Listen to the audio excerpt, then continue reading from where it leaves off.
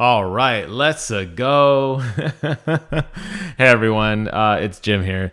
Super stoked about Super Mario World making its way to Universal Orlando. I know it already exists in Japan, but I'm not in Japan. I'm in Orlando, and that's where the new theme park's going to be going in. The new theme park they're calling Epic.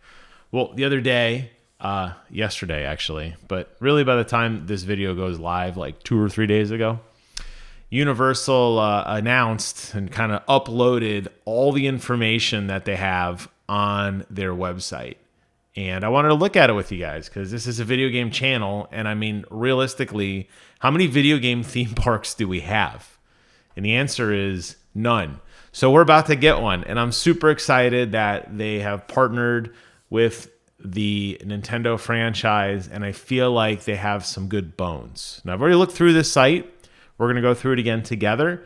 And I'm going to give you guys some of my thoughts. I had some time to stew on it, so it's not going to be as nerd out of a reaction as I had yesterday afternoon with my wife. But here we go. It's going to be part of the Epic Universe, which is the new theme park that is opening up in 2025. I don't know exactly when. It's going to include Super Mario Land and Donkey Kong Country as the two kind of main hubs. And they have a little video here. And I don't want the audio, but I want to point out one thing in the video. We're not going to watch the whole thing because this is one of those like promotional videos, right? Where, you know, they hype up everything and they talk about how all the designers are big fans of the Nintendo world. And, you know, the universe is, they want it to be rich and vibrant. They're using all those industry buzzwords that you would expect to hear. So it is a lot of fluff. But they do show you a render of what they think the land will look like. And they do take some still footage and some really quick videos of what already is going on in Japan to give you an idea. As far as I can tell, this is going to be very close to a carbon copy of what already exists out in Japan, which is fine because I've seen videos of that and I'm excited. And I also noticed here as well that in all these promotional videos, there's like nobody here in line. Like it's perfect. Like there would be 1 billion people standing in front of this display, not like 6. Like you probably wouldn't even be able to like get close. And if it's anything like the launch of Harry Potter World, which was a 10-hour wait to get in, I might not be seeing this on the first day, which is kind of disappointing, but we'll see how it turns out. But if you want a little fluff video, go watch that. It's on the website. It'll give you a little bit of an idea of kind of like what to expect. But again, it's very heavily PR biased. So what they're doing is, we'll just loop around here. Here is the Super Nintendo world, and you could see that it's kind of large in size. Obviously, this isn't entirely to scale. What worries me is because, I mean, I want a theme park dedicated to Nintendo. Like, I want Magic Kingdom, but I want it to be Mario. I get it. I don't know if the draw is quite there. So this is going to be like 1/5 of their park that, you know, they have an area for us to explore. Which is good. I want more though. And I'm worried that because of the charm of the theme park with the coins and the 1-up mushrooms and the Yoshis and the Goombas. And I mean, it's going to feel like you are in a Mario level, even with Bowser's castle in the corner. What worries me is it might be a little tight. So we'll see. I hope I'm wrong. But if you go through the website, it'll take you through this kind of little guided thing, and it'll give you a website. We're going to go ahead and open these in different tabs. As I learned yesterday, what happens is every time you click on a tab, you have to watch the whole video again and scroll through everything again. So I didn't see anything with Peach's Castle yet. There's no attraction associated to that, which is interesting. There's a lot of landmarks you'll see just in general. There's a lot of fun little things that are kind of floating around that you can walk up to that might just be backdrops. I don't know if we're going to get to go inside of Peach's Castle. I don't know if we're going to get to go I mean, obviously Bowser is related to a ride, but there's some other stuff you'll see I'm just kind of panning through here, where it looks like there might be more to do. Like the 1-Up Factory, I'm assuming is going to be a gift shop, right? But we don't know. The cool thing is, before we jump over to the little deep dives of everything, they have a totally separate Donkey Kong Land, which looks to have a ton of stuff too. Right now, the only thing that they're talking about is the Minecart Madness. They're really hyped up on this part of the ride, and we'll come back to that in a moment. So let's go back to the Mushroom Kingdom for a moment. We'll wrap up with Donkey Kong Land.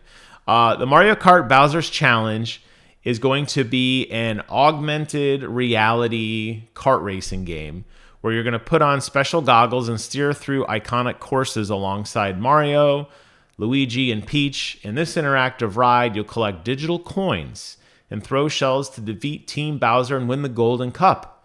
Now, one of the cool things that they mentioned on this ride is that there's actually different outcomes. So depending on how you play, depending on what enemies you attack, if you hit your shots or miss your shots, and I don't even know what that looks like quite yet, you can actually determine the outcome of the race, which is actually really, really cool.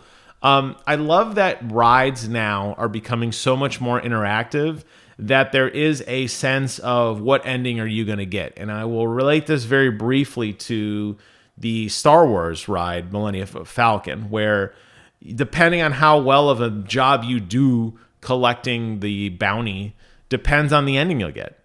And I like that. I think that's a fun mechanic. And I'm not just talking like your score rolling up, like, oh, you had 10 points versus 100 points. The guy goes, good job versus great job. But you get entirely different dialogue, which I love. So I'm super stoked for this. It looks really fun.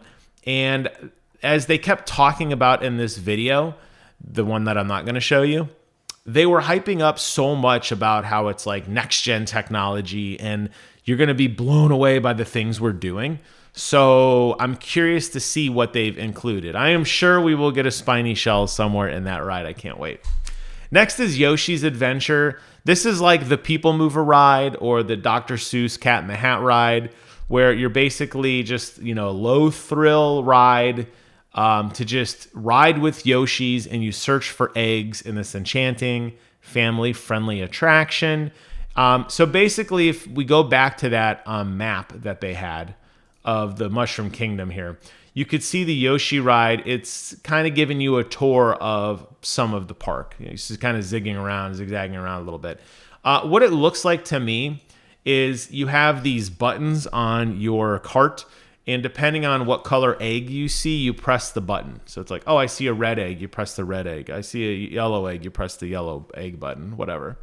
I'm just in love with this idea. I love Yoshi's.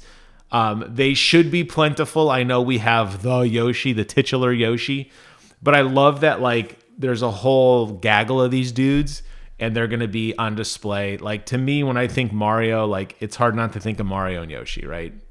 Next, they talked a lot about the Power Band, which they have interactive challenges. I showed a snippet of that video as well, but around the park, there are going to be not the park, just this little area, not the whole epic. That'd be so great, by the way. But just in Mario World, you're going to get to go around and play these interactive kind of experiences. And you're going to wear these magic bands. I guess we'll go and start there. Very similar to Disney magic bands. We got Mario and Luigi rocking the overalls. We got Princess Peach. We got Toad. We got Daisy. We got Yoshi. And then we got Diddy Kong and Donkey Kong. I don't recall Donkey Kong being DD. I'm sure he was. I don't really remember that. I feel like in Donkey Kong Country, it was just the DK barrel. I could be wrong. I haven't played that game in eternity. But everybody knows the band to get is Yoshi, right? I mean, come on. Like, let's not fool ourselves. I'm going to buy all of these because I'm just that kind of guy. But just to collect them. But Yoshi's pretty awesome, right? I mean, we can agree. I think we could all agree on that. Although I do feel like, in hindsight, a slight misstep on the banding. It's not consistent. So like Mario, Luigi, Peach, Daisy, it kind of looks like them. You got the overalls, you got the dress. Toad is just a bunch of colors. Okay, there are different color Toads. Math checks out. But like, You don't have the little vests anywhere displayed here. Yoshi is notoriously, obviously multiple colored here, although you're only seeing just the green one. You're not seeing the red saddle, which to me would be iconic. And then both Donkey Kong and Diddy Kong is just silhouettes of them with bananas. So there's not really any consistency here. They did not consult me on these power bands. That's okay. I'm not nitpicking them. I'm going to still buy them. But what you do is you walk around the park and you'll do different things. Turn a crank, hit a POW block, gather fragments, flip a tile, and you'll eventually get these interactive like coins, there's keys, and then you'll go fight Bowser Jr. to recover the mushroom. I'm not sure what that looks like quite yet, but I like the interactivity. I like the fact that the park is going to feel somewhat alive by being able to walk around and interact with it and having the band, and maybe it'll beep, and maybe it's like a Magic Band Plus, and they're absolutely plagiarizing Disney, and I'm totally fine with that. Because it is a lot of fun. Like taking the Magic Band Plus and going to the new Star Wars land, for example, is insanely cool. Next, Toadstool Cafe. This is just going to be a quick service place with options to come. I hope that they have fun themed food. I don't think they'll have mushrooms though. I don't know. There's a part of me that thinks like having a giant mushroom, especially now that I'm really watching what I eat, is like sounds good to me. I feel like it's going to be like burgers and fries kind of stuff, but that's okay. Toadstool Cafe is coming. And then, as I kind of talked about before, there are other things here on the park that don't have breakdowns. We don't see what's going on in Bowser's Castle. We don't see what's going on in Peach's Castle. There was that one-up factory, and there's a lot of other little things here that look like they could be little gift shops or kiosks or things to do. You can see Peach's Castle down in the bottom there. I don't know. I think they're holding their hand a little bit. I'm fine with that. I just want to be blown away and excited, right? Now, you come over to Donkey Kong Land, and let me actually play through the flyover again because you could see it a little bit better. Same thing with Donkey Kong Land. In Donkey Kong Land, they don't have any... Oh, they only talk about the minecart ride, which isn't even available in Japan yet. But there you could see Funky's, you could see Kong's house... You could see, looks like Cranky Kong down there. There might be a boat ride. It's kind of hard to tell. But Donkey Kong Land is going to be basically like that starting area of Donkey Kong Country. Obviously, kind of haphazardly built these wooden structures around these like dilapidated pyramids, right? So we've seen that kind of stuff before. And then I like how even in the artist rendered animation, they do have the estimated wait time board here. So they talk about the Minecart Madness. It is not available yet. No one has been on it. They keep highlighting that you're going to like fly. It's going to feel like the minecart goes off the track and comes back on. I suspect they're going to do something with a hydraulic lift is my guess. I don't know. Well, I'm curious to see what this is. Everybody said this ride will blow you away. Obviously, we don't know. I'm super excited for that. I don't even like roller coasters, but I'm willing to give this one a try solely because it's Nintendo related. So you're going to have a whole area dedicated to Mario and a whole area dedicated to Donkey Kong. So that's everything we know now. My wife and I are going to actually go ahead and buy annual passes a little bit later on in hopes that maybe they'll do some kind of VIP event when it gets closer to being built. I will absolutely be there. I'll absolutely record it, talk about it, all that great stuff. But this isn't at least for a year, dudes. I mean, I suspect Epic is, I drive by there quite a bit. They are still very, very much in development on that thing. That's going to take a while for them to figure it out. As much as I'd love to be there day one, I think the reality is it's going to have some growing pains, but I will go as often as I can to document what I see in the merchandise and everything. I'm so excited to have something that is so near and dear to my heart, obviously the heart of this channel, to be actually brick and mortar. So there you have it. Everything I know about the Universal's Epic Universe, Super Nintendo World. Thank you all so much for watching. Take care of yourselves. And until next time, I will see you guys on the other side.